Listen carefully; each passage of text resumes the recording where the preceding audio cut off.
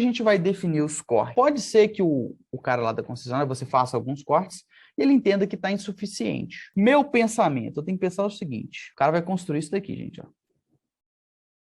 O cara vai construir esse cubículo aqui. Em planta, quem conhece o que está acontecendo aqui, entende que, né, a gente chegou nas muflas, subiu, a gente vai ter aqui, né, os isoladores de pedestal fazendo apoio aqui para o barramento, uma sustentação mecânica, né, para poder fazer a conexão no TC, aqui, ó, o TC está em cima, ó. TC está em cima, ok? O TP está lá embaixo dele, ó.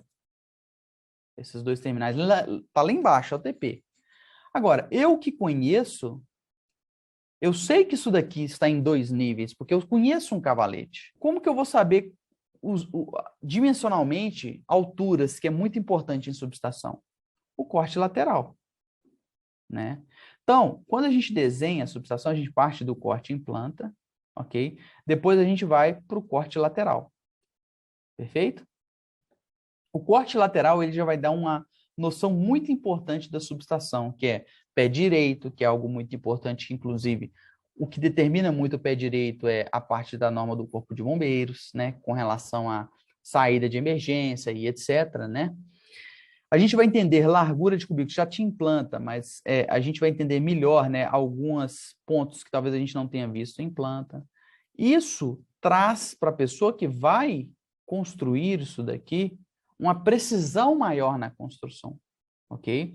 E é o corte que vai trazer. Então, minimamente, que a gente entende que é importante o corte superior, o corte lateral e o corte de paredes onde eu vou ter equipamentos. Então, eu teria que ter um corte dessa parede, um corte dessa parede, um corte dessa parede, um corte dessa parede. Por quê? Eu tenho transição aqui.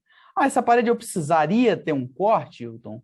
Até que não, dessa daqui nem tanto, porque, por exemplo, eu não tenho uma chave seccionadora aqui, eu não tenho nada de especial desse lado aqui, a não ser que a gente tivesse aquilo que a gente chama de linha viva barra morta, ou um 78, que é para sincronismo, ou uma 25. Por que a gente teria isso?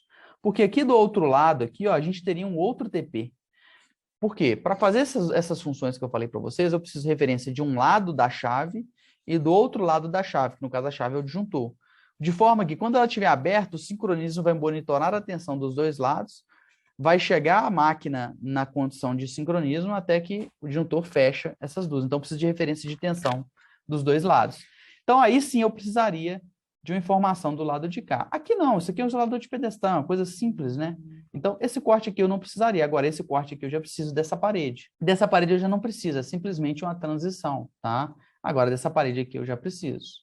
Dessa daqui eu não preciso, porque eu não tenho nada nela, que eu vejo que é fundamental que o cara que vai construir entenda. Dito isso, até puxando um pouco o gancho aqui, entender o que é fundamental. Muitas vezes você vai ter que criar detalhes. Olha só para você ver, nesse caso aqui, ó. Esse é um caso um pouco atípico, onde o que a gente vai ter? A gente vai ter, não é que é atípico, né, mas é uma situação peculiar. A gente vai ter dois cubículos de transformações, onde eu vou passar o barramento direto, né, para o outro cubículo, para pegar o outro transformador, e aqui eu vou fazer uma derivação com um terminal tipo T, né? E aí o cara que olha isso daqui, você que não conhece, você sabe executar isso daqui? Você sabe que aqui você vai ter que ter um terminal tipo T, aqui você vai ter que ter um terminal concêntrico lateral? Por isso que você tem que ter o feeling, muitas vezes, no seu projeto, de entender o que é necessário para o cara construir da maneira que você projetou, da maneira que você pensou. Porque, às vezes, aquilo tem de ser construído daquela maneira para que você respeite distâncias, para que você respeite alguma condição técnica. Então, você tem que deixar aquilo ali um pouco mais claro. E a gente deixa isso um pouco mais claro através de um detalhe. Ó. Como que o cara vai fazer a derivação dele lá? Ele vai vir um vergalhão de copo 3/8, né? Ele vai dar uma distância aqui de 250 para essa curva não ficar, né, muito longa, né, e eu perder sustentação mecânica. Então, vou fazer isso daí que não fique tão curto, mas também que não fique tão longo para não perder sustentação mecânica. Olha, tudo é pensado pelo projetista. Ah, eu vou colocar aqui um terminal concêntrico união T para poder fazer essa derivação e continuar para frente, né? Eu vou colocar aqui um terminal concêntrico lateral reto, né, para a gente poder fazer essa conexão aqui de maneira que ele entre rente aqui, né? O lateral reto, você vê que ele não sai no centro do terminal concêntrico, ele dá ele praticamente faceia aqui com a porca de conexão aqui no barramento, né? Onde que a gente faz a pressão aqui de conexão, né? Então, você, enquanto projetista, você tem que ter também essa visão de que você tem que detalhar, melhorar as coisas para que elas sejam construídas da maneira que você planejou. Pontos de dúvida, você tem que trazer mais informação. Ah, Hilton, essa informação precisa estar necessariamente visual? Não. Como eu disse, o projeto ele é um conjunto de informações. As informações que você vê como mais críticas, é importante que você traga por meio de desenho e detalhe.